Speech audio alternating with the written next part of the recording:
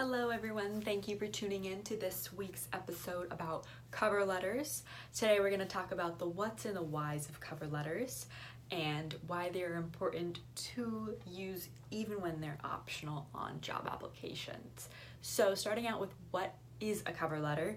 A cover letter is a place for you to expand on your experiences, a place for you to include things that you couldn't include on your resume. If you have too many bullet points for one thing on your resume, you couldn't fit it all, but you felt like you had a great impact at that company.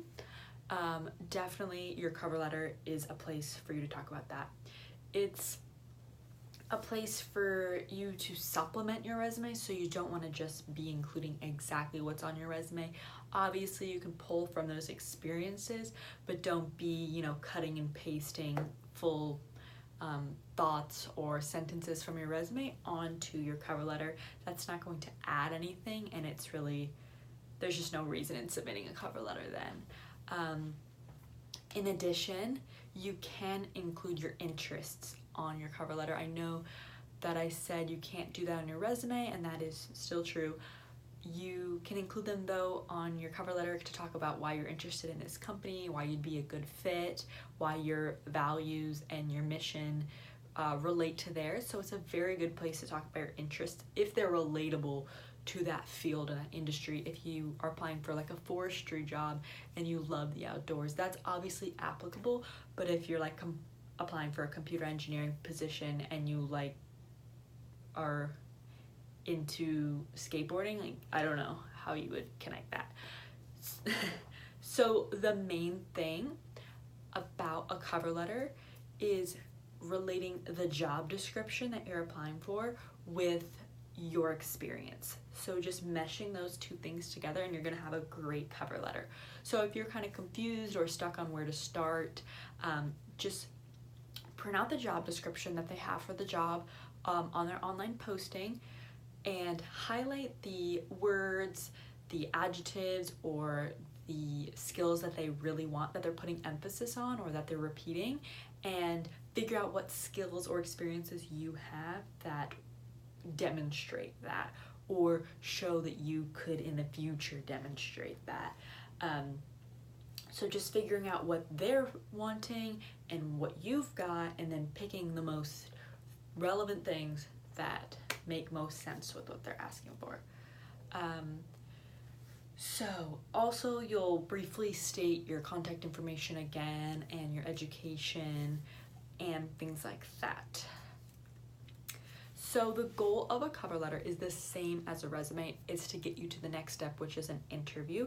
So you want to make your cover letter memorable so it will stand out and it will get you to the next round. It will get you to that interview, because if you have a general resume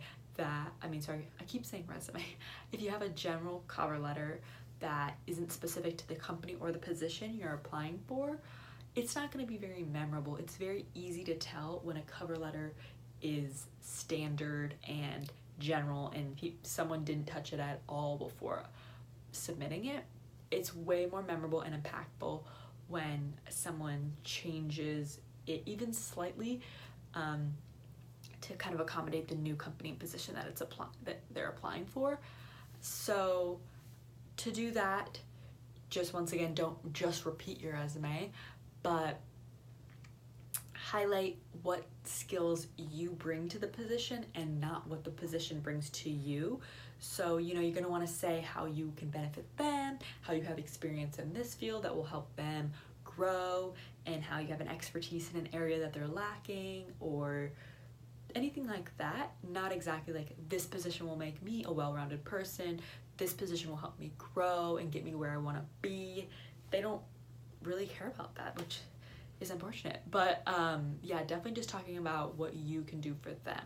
And don't forget to keep everything quantifiable. As many things as you can use numbers for, do it. How much, how many, or how often is going to be very beneficial. I know at my job, Google recruiters came in and they said that every bullet point on your resume should have numbers somewhere in it. Now that may not be applicable to you, but just stressing that numbers are very important in these things to show the scope of what you've done and what you're capable of doing in the future. So starting out on our imaginary cover letter, the first thing you're going to have on top is the same as you have on your resume. So that's your name and your contact information. So your name, big and bold, up top in any professional font, that's fine, like Calibri or Times New Roman, and then underneath it, it's going to be your phone number, your email, and then if you would like your address or your LinkedIn profile, if it's a customized URL, and if it's an up-to-date LinkedIn. So those are the things you're going to include. You can do them all on one line under your name, or you can do your name and then one contact information, the next one, like phone, email, LinkedIn. So it takes up 4 lines if you're kind of struggling to fill a whole page. But do try to make it match your resume. So whichever one you have on your resume, just keep it consistent and just slap it on your cover letter as well. Then moving down, on the left-hand side underneath our contact information, we are going to put the company's contact information. So the date, the person that you are applying with, or the company. You may not know the person that's reviewing your application, so that's fine. Just the department or the organization as a whole. Then the street address, and then the job ID if you know it. That's optional. So those 3 things: date, name, organization, and address. Organization, address, and job ID if you know it. Then you're going to begin into your letter starting with dear. So dear, and then insert the name. If you know the name, that's best, the name of the person you're applying with. Or selection committee, hiring manager. I would say stray away from to whom it may concern. That's just overused, and that's really not narrowing it down. Like, okay, who may it concern? You obviously don't know.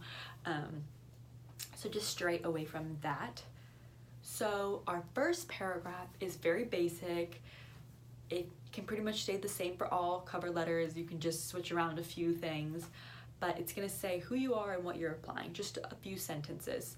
So, hi, I'm Rachel. I'm a telecommunication major at University of blah, blah, blah. I'm applying for the social media internship that I saw on your LinkedIn profile. And also here's where you could name drop someone that you know at the company. If you were referred by them or something like that, it's a great place to include that there. So very, very basic. Then the second paragraph is where you're going to start in with your skills and your qualifications. So this is what you're gonna use to expand your resume, what you couldn't fit on your resume or what was very impressive about those experiences that you had. You're just gonna wanna briefly discuss maybe 2 or 3 experiences and skills that really relate to that job description that we talked about before. So quantifying things and providing brief examples of how you demonstrated those skills that you're saying you have or the skills that they're looking for.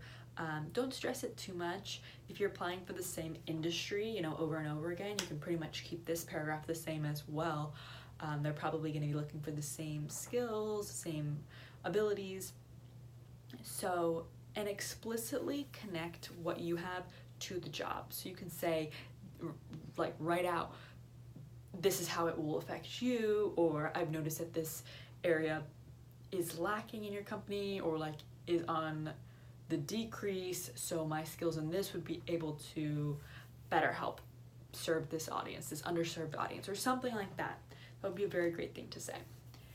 Now, moving on to the third paragraph, this is what changes every time you submit a cover letter.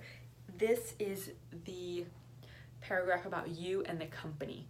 So you can talk about why you want to work for the company, why your values and your mission and your interests align with theirs, and if you've done any research about the company, which you definitely should, you'll include it here. From my research, I've noticed you all are, doing this into the industry, you're heading this way, this is the future, and how you can, maybe help with that development. You can speed up the process with the skills that you have. Maybe it's like a certain coding language or something, and that's necessary for where they're trying to go, where they're trying to be the leaders in a certain area. That's just an example. So you can talk about your interests here and why you'd be a good fit for them, not why they would be a good fit for you. they're kind of assuming they'd be a good fit for you if you're applying. So yeah, just throw in your research and throw in who you are. Then the last one, we're almost done. The last paragraph is just a closing. It's a conclusion stating that you're thankful and you can be contacted at your phone number and your email address. You're going to restate that even if it's up at the top. Then you can say you're available at their earliest convenience for an in-person interview, and I look forward to connecting with you. Very simple. Can say the same for sure on all your cover letters. And then you'll just end it with sincerely and then your name. So it's really not that hard. Don't overthink it. And if you guys have any questions, just leave them in the comments below. Thank you guys for watching. Bye.